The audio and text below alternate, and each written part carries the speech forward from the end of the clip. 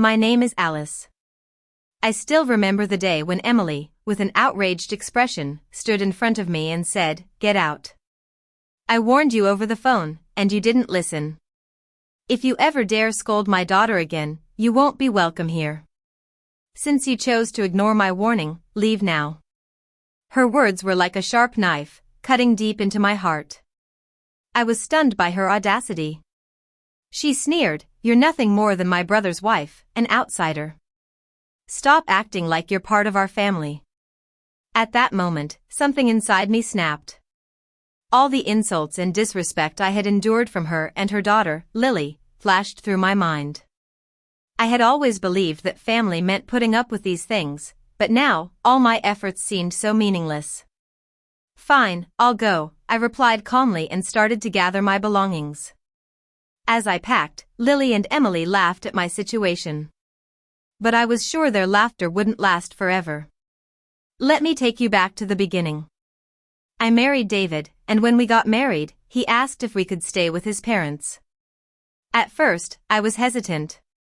David's parents, Mr. and Mrs. Thompson, were well-to-do. Mr. Thompson was a retired businessman, and Mrs. Thompson was a kind-hearted former schoolteacher. They lived in a big, beautiful house in the suburbs. After meeting them, I found that they were very kind and respected personal boundaries. Mr. Thompson was a quiet man who liked to read books in his study, while Mrs. Thompson was always warm and welcoming. Convinced that living with them would be a good choice, I agreed. After moving in, Mrs. Thompson took care of most of the household chores, and I worked outside the home. I was a project manager at a large tech company, working remotely most of the time. Whenever I was home, I would help with the housework. We established a balanced routine, and life was going smoothly. However, things changed when David's sister, Emily, came to visit. Emily was 38 years old, a middle-level manager at a small firm. She was always full of herself and thought she was better than everyone else. She and her 22-year-old daughter, Lily, visited often. Emily never missed a chance to belittle me. "Alice, could you make me some coffee? I'm so tired from my job and taking care of Lily." "You must have a really easy life working from home," she would say. "I actually have a lot of work to do at home," I would reply. "Oh, please. Working from home is a piece of cake. I have real responsibilities at my job. Don't even try to compare with me," she would scoff. When Lily started looking for a job, Emily often came over to complain about Lily's difficulties. "Lily is so talented. Those recruiters who reject her are just blind," she would say. I suggested, maybe Lily should expand her job search and consider different industries. Emily would snap, "You? What do you know? You just sit at home all day. Keep your mouth shut." Eventually, Lily landed a job at a subsidiary of my company. She and Emily rushed to tell Mrs. Thompson the good news. "Grandma, I got hired." Lily beamed, waving her job offer letter. Mrs. Thompson smiled warmly and said, "That's wonderful, Lily." Emily, standing beside Lily, smirked. "This company is a subsidiary of the place I work for. I've been there for so long that my name is well known. Lily got the job because of me." Lily nodded and said, "Yeah, Mom, thanks to you." Lily's training was set to start in May and would last for a month. The training facility was just a short walk from our house, while her own apartment was over an hour away. Emily called Mrs. Thompson and said, "Mom, I want Lily to stay at your house during training. It's too far from her place. You have a spare room, right?" Mrs. Thompson replied, "Yes, but I'll check with Alice first." Emily insisted, "Why do you need to ask Alice? This is your house. She's just living here. She has no say in this." Emily was so persistent that I didn't even know about this arrangement until it was already decided. I was a bit surprised, but I had no reason to refuse, so I welcomed Lily into our home. From the very beginning, Lily had problems with punctuality. Even though she lived so close to the training facility, she was late every third day. Years of a laid-back student life had made her unable to wake up on time. "Grandma, why didn't you wake me up?" she would complain. "Mrs. Thompson would say, I called you several times. If you don't wake up, calling you won't help." Lily would reply, "Ugh, whatever. I'm taking the morning off. Call the company and tell them I'm sick." "Lily, you're an adult. You should handle this yourself," I said. "It'll be more convincing if you say I'm too sick to make a phone call." "Just do it," she demanded. Taking advantage of Mrs. Thompson's kindness, Lily became even more spoiled. She expected to be served hand and foot. "Grandma, I'm hungry. Is dinner ready?" she would ask. "Welcome back, Lily. I'm just starting to cook, Mrs. Thompson would answer. "What? You're just starting? You should have had it ready before I got home. I'm so tired." "You're so inconsiderate," Lily would snap. Mrs. Thompson would stammer, "I'm sorry. It'll be ready soon." I couldn't stand watching Mrs. Thompson being pushed around anymore.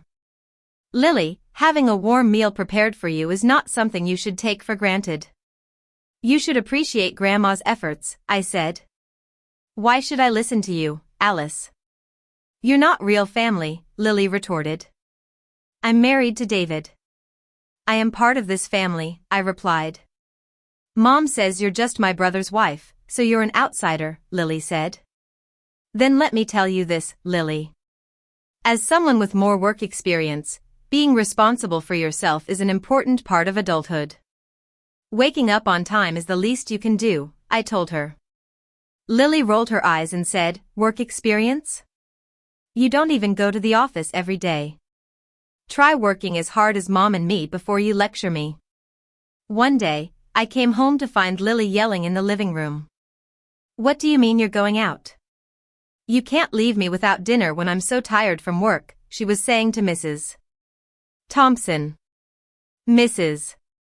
Thompson explained, "I'm sorry, but we've had theater tickets for a long time. We've been looking forward to this. Going to the theater is just a hobby. I have a job." "Cancel your plans," Lily demanded. Mrs. Thompson, who rarely treated herself, looked hesitant. I was afraid she would cancel to avoid conflict, so I stepped in. "You've been excited about this for a long time. Go and enjoy the theater. I'll take care of Lily's dinner," I said. On the day of the theater outing, I left work early, did the grocery shopping, and waited for Lily. "I'm starving, Alice." "Hurry up and cook," Lily ordered. "Lily, let's cook together today," I suggested. "What? No way. I've been working all day. I'm not doing chores," she said. After arguing with her, she grabbed her phone and called Emily. A few minutes later, Emily's furious voice came from the phone. "Who do you think you are treating my daughter like this? You're just my son's wife. If you keep causing trouble for Lily, you need to leave this house," she shouted. "This isn't about causing trouble.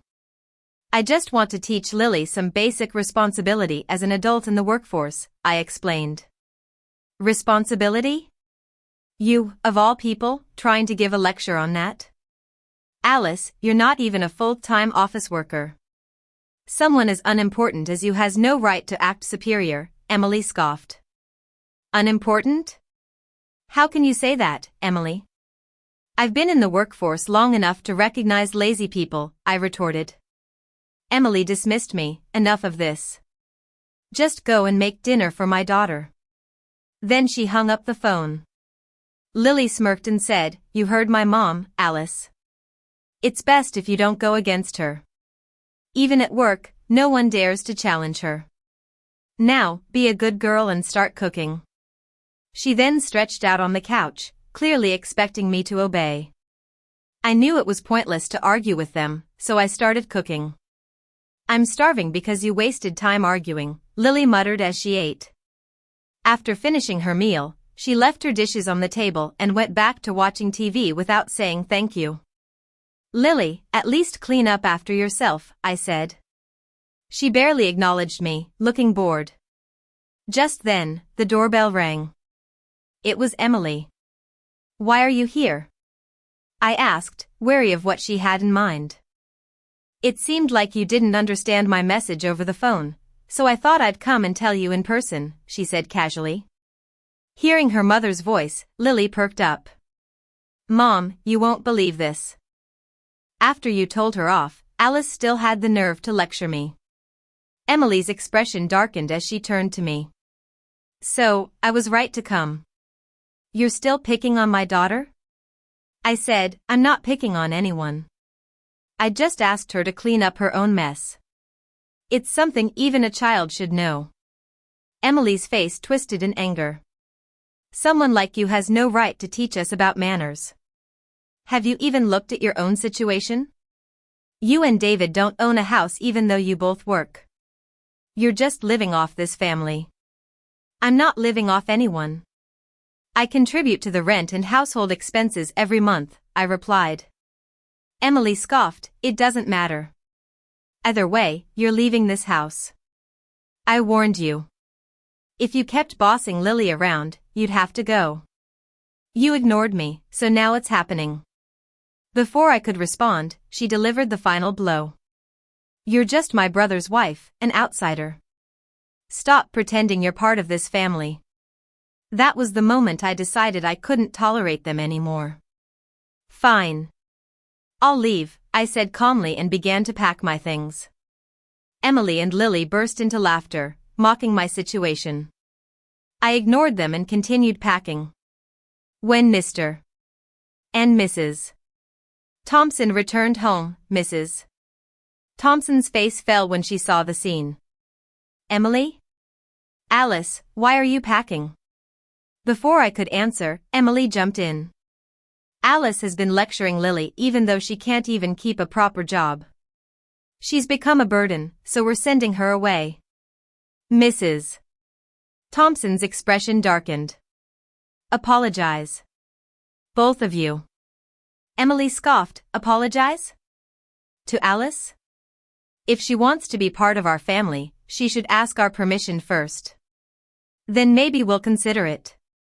Mrs. Thompson sighed heavily. You too, you have no idea what you've done. Emily frowned. What? The one who's leaving is Alice, not us. Mrs.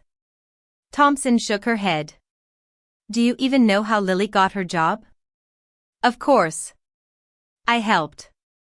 My influence at work must have impressed the recruiters, Emily boasted. Mrs. Thompson cut her off. No. It was Alice's recommendation that got Lily hired. Emily's confidence wavered. I spoke up. I'm an executive at the company. I personally recommended Lily to HR. Emily went pale. No way. You barely leave the house. I work remotely. I attend executive meetings online, I explained. Lily, who had been gloating just a moment ago, suddenly looked horrified. Wait, so Alice actually helped me get hired? I nodded. I wanted you to get the job on your own, but you kept asking for help. I made sure HR gave you a fair chance, but your attitude has been terrible. Emily turned desperately to Mrs. Thompson. Did you and Dad know all this? Yes. Alice asked us to keep it a secret because she wanted Lily to succeed on her own. But since you always looked down on her, you never bothered to find out what she does for a living, Mrs. Thompson said. Realization dawned on Emily and Lily, and their arrogance crumbled. So, all this time I've been treating an executive at my own company like this? Lily whispered, her face losing color. That's right. And thanks to my position, I know all about how new employees fake sick days, I said coldly. Please.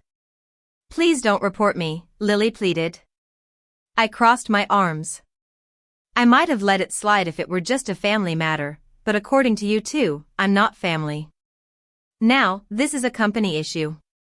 Lily's knees buckled. But I'm about to be assigned to a department. Exactly. And with your work ethic, we can't let you near customers, I said. Emily grabbed my hand desperately. I take it back. Alice, you're family. Please don't report this. I pulled away. Maybe you should worry about your own position, Emily. Your department's high turnover rate has been discussed at upper management meetings. If it turns out you've been mistreating part-time employees, it won't end well for you. Emily's face turned ghostly white. Wait. That's a misunderstanding. I was just guiding them. Well, HR will investigate next week. We'll see what the reports say, I said. Emily let out a choked gasp.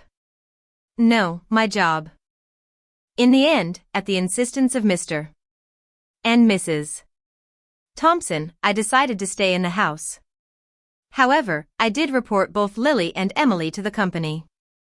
Lily was sent to a rigorous 6-month training program in the mountains while her peers moved on to full-time positions. Emily was fired after an internal audit revealed her toxic behavior.